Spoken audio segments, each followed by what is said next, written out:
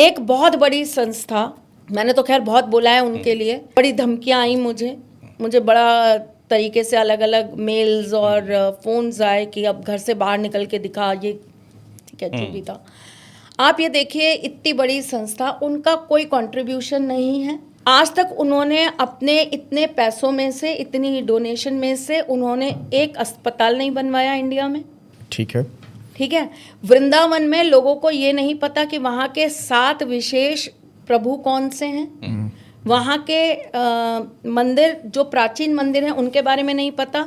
आप उनसे कहिए वृंदावन क्या करने गए थे? जी हम तो फलाने मंदिर में गए थे।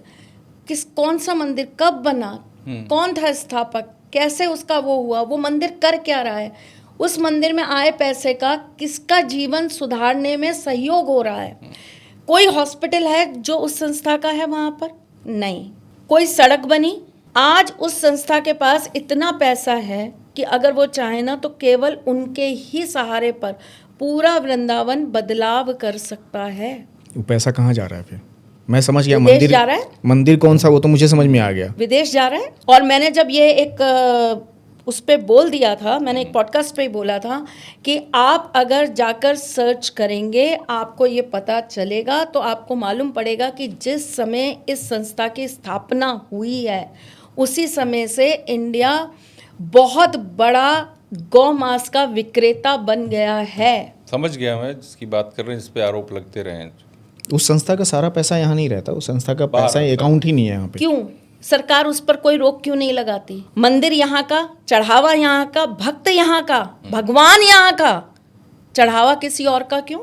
उनके भगवान नहीं है, हमारे भगवान है। उनके भगवान तो चर्चों में बैठे हैं। वहाँ का पैसा यहाँ क्यों नहीं आता? पर यहीं का आदमी, आप जब उस मंदिर की बात कर रही हैं तो वो प्रभु यहीं के थे और यहीं से वहाँ गए, उनको कुछ ना कुछ तो दिक्कत हुई होगी ना, तभी जाके वहाँ स्थापना की ना। वहाँ से स्थापित होके तब यहाँ जाके आके प्रचार किया ना। पहले वहाँ स्थापित किया, कहीं बाहर जाके। उनको यहाँ से बाहर क्यों जाना? अमेरिका गए। ठीक है, क्यों जाना पड़ा? यहाँ क्यों नहीं वो कर पाए? कोई कारण होगा, वो कारण आप बता दीजिए। देखिए, यहाँ वो क्यों नहीं कर पाए या उन्होंने क्यों नहीं किया, क्योंकि कहीं ना कहीं आप ये मान के चलिए कि हमारे यहाँ अगर आज मैं एक मंदिर बनाने का सोचूं या आज मैं सोचूं कि मैं एक मंदिर स्थापित कर दूंगी, तो मुझे वहाँ पर एक बहुत अच्छा खासा पॉलिटिकल टैक्स भरना पड़ेगा। मुझे उन लोगों को उस चीज़ में बाकायदा शामिल करना पड़ेगा, उन लोगों की परमिशन चाहिए, पूरा साथ चाहिए, वरना उनकी इजाज़त के बिना मैं कुछ कर नहीं सकती। और अगर मैं विदेश जाकर वहाँ के लोगों को अपने साथ सम्मिलित करके वहाँ कोई काम करना चाहती हूँ तो वो बहुत सरलता से हो जाएगा। और अगर मैं विदेश में फेमस हो गई तो इंडिया के लोग तो पागलों की तरह मेरे साथ लगी जाएंगे। ठीक है। ये हमारे यहाँ की एक मानसिकता बन चुकी है। अंग्रेज चले गए लेकिन अंग्रेजों का वो जो शुक्र का प्रभाव है ना सर, वो नहीं गया। वो आज भी आकर्षण अंग्रेजों का स्थापित है यहाँ पर। लेकिन उस संस्था की एक अच्छाई मैं बता दूं, मुझे जो फील होता है, कम से कम विदेशों में हमारे प्रभु प्रचारित तो हो गए, लोग उनकी पूजा तो करते हैं।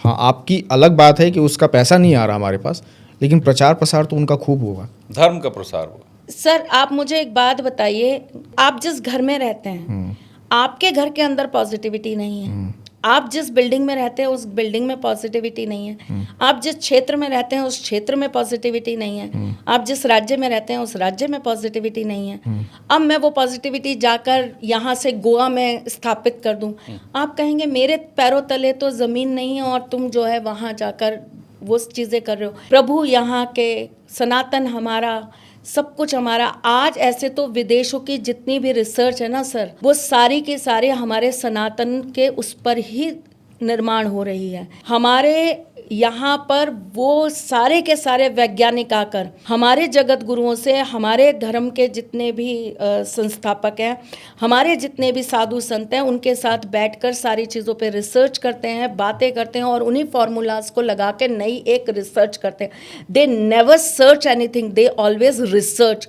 वाई? क्योंकि सर्च तो ऑलरेडी हम लोग कर चुके हैं उन चीज़ों को।